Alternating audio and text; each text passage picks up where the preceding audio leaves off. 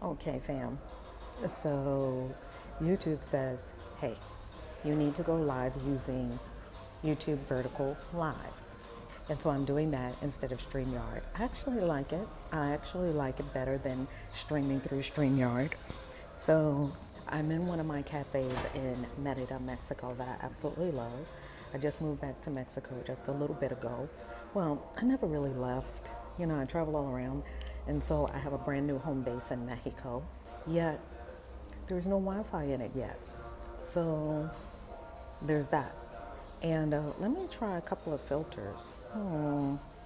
There's one that I like. Okay, let's go with that one. So, yeah, I'm doing this 40-day challenge. It is day 27. It is Tuesday.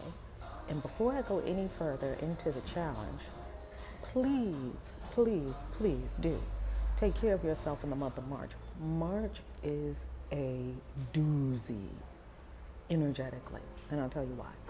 First of all, we had the new moon, which was just a couple of days ago on March 10th. New moon in Pisces, super powerful new moon.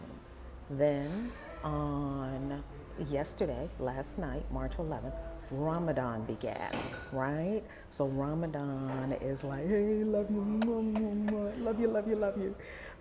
So Ramadan is, we know, 40 days of fasting, prayer for all our Islamic family all over the world.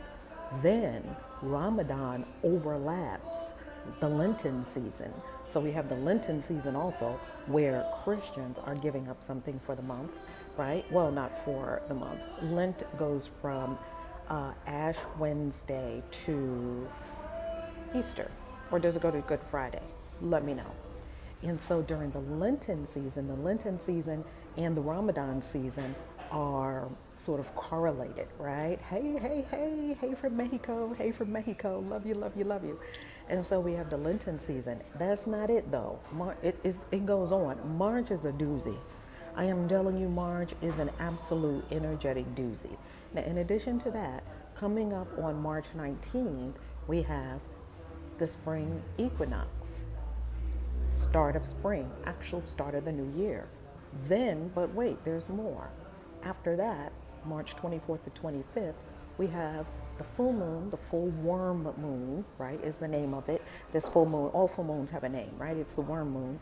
And this full moon also has with it a lunar eclipse. But wait, there's more. Then I posted this, I put all the dates for you on the YouTube channel. So go to the community tab and look on the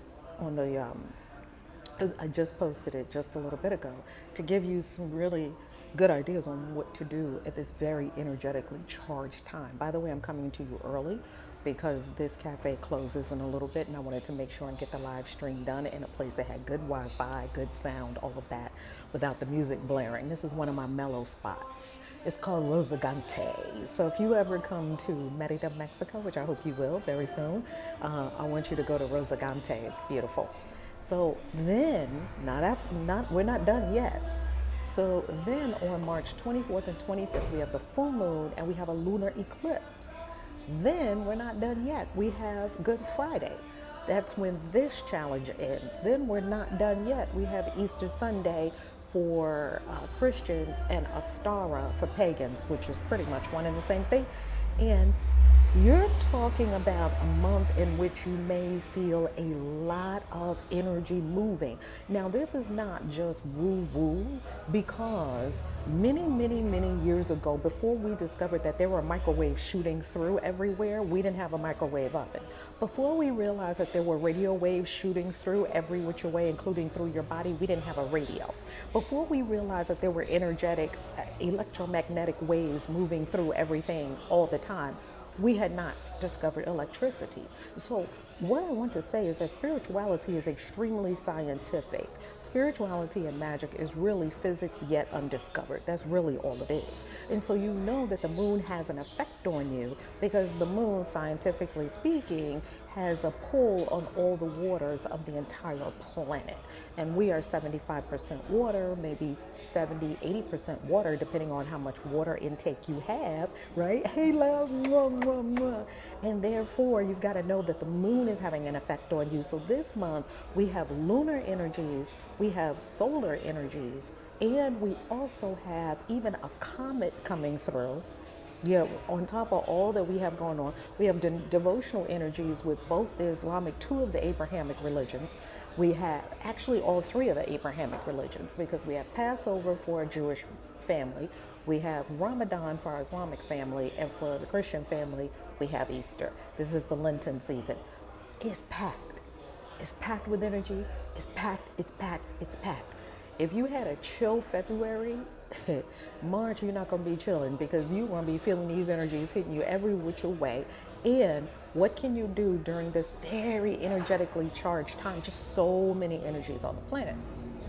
What you can do, and hitting the planet and hitting all of us, what you can do is take your ritual baths, your spiritual baths. I'm pulling out the flowers, the roses and the lavender, and I'm going to be doing sacred baths. Calm that energetic body, calm that emotional body, right? Because the full moon, do this before the full moon gets here, because I don't want y'all to be in the full moon and the lunar eclipse going nutty. Don't do it. That's why they call it lunatic, because when the moon went full, all the insanity came out of people. It draws out the insanity, the full moon. All nurses and doctors that work emergency rooms can tell you that on the full moon, the S hits the fan, okay? So the full moon is having an effect on all of us. All of these energies are having effects on all of us all the time. So get into your sacred baths, get into your rituals. I've been deep into my ritual on the LBRP, the Lesser Banishing Ritual of the Pentacle. And I've also been pentagram, not pentacle, pardon me. And I've also been deep into the Kabbalistic cross, both of which I'm going to teach you at the Christian. If you already know it and you're already practicing it, great. At the Christian Witches Convention Memorial Day weekend in New Orleans, it's about to be on, because I'm going to be teaching the LBRP, Lesser Banishing Ritual of the Pentacle. You'll be doing it full body. Bring your cloaks, bring all those things. We'll talk about that as it gets closer and closer. And we're also going to be doing the Kabbalistic cross, which is another powerful, powerful ritual that you can do every day, morning and night. So get into your rituals and get into your magical prayers. Magical prayers for the Christian witch is, I put the link for it on the community tab, because magical prayers for the Christian witch has in it prayers for the new moon, prayers for the full moon. Every new moon and every full moon, go straight to that book, because there's a prayer in there for you if you'd like to use it. The equinox, the spring equinox, fall equinox, winter solstice, summer solstice, all of that is in magical prayers for the Christian witch. This is especially for people who have some kind of Christian background and want to really deepen into their rituals, spiritual practices, all of that, just like Christ was the pagan that we love, okay? So that's that. That's March. Get yourself together, because March is a doozy, family. March is a doozy, and you don't want to be out here like an energetic lunatic, right? Well, I know you wouldn't be, because you on this channel. Ain't nobody on this channel a lunatic. You know what to do for yourself. You know what to do for yourself energetically and spiritually to align with all that's going on. It's just a lot going on all around. And then I didn't even talk about the comet that's coming through. That's another conversation for another day. And really, I got to do a little more research on that comet. But there, in the midst of all of this solar energy and lunar energy, there's also a comet flying by. So strap your seatbelt on, because this ain't going to be no ordinary month. And you probably have already felt it. March is on and popping, baby. It's on and popping. And you got to be a spiritual gangster. Man up, woman up, womb up. All of that, straighten your spine, because we need to bring the power and the heat with this month, okay?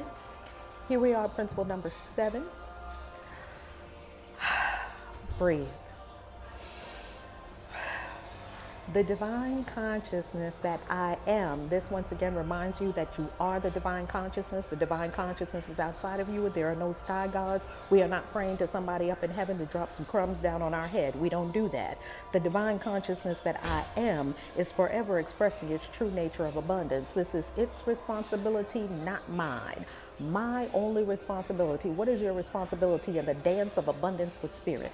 Your only responsibility is to be aware of this truth. Therefore, I am totally confident in letting go and letting God appear as the abundant all sufficiency in my life and affairs. Remember, it is not your responsibility to create abundance. Abundance is already created. This is an abundant universe. It is not your responsibility to try to get something to come to you. The infinite consciousness is already provided for everyone super abundantly. It is not your job to try to attract money to you. That's why I always say on this channel, stop asking for money, stop praying to God for money, because the infinite consciousness doesn't know what money is. We use that on the third dimension down here. No need to pray for it because it's no good past the third dimension. You can't use money past the third dimension, so what good is it? You need to store up, as Christ said, treasures in heaven. This is an occult teaching and an occult understanding. Treasures in heaven. What does that mean? That means that you have your gold far beyond the reach of moths, where moths and maggots and rust can consume.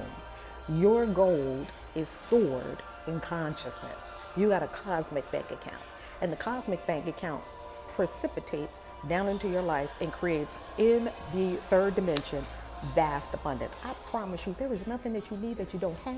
There is nothing that you have to try to get. There is nothing that is being withheld from you. There is nothing that you have to try to pray for. You know, think about this. If you're a parent, right? If you're a parent, and even if you're not a parent, let's say you're a dog parent, you're a cat parent, you're an aunt, you're an uncle, there's people that you love and that you love taking care of.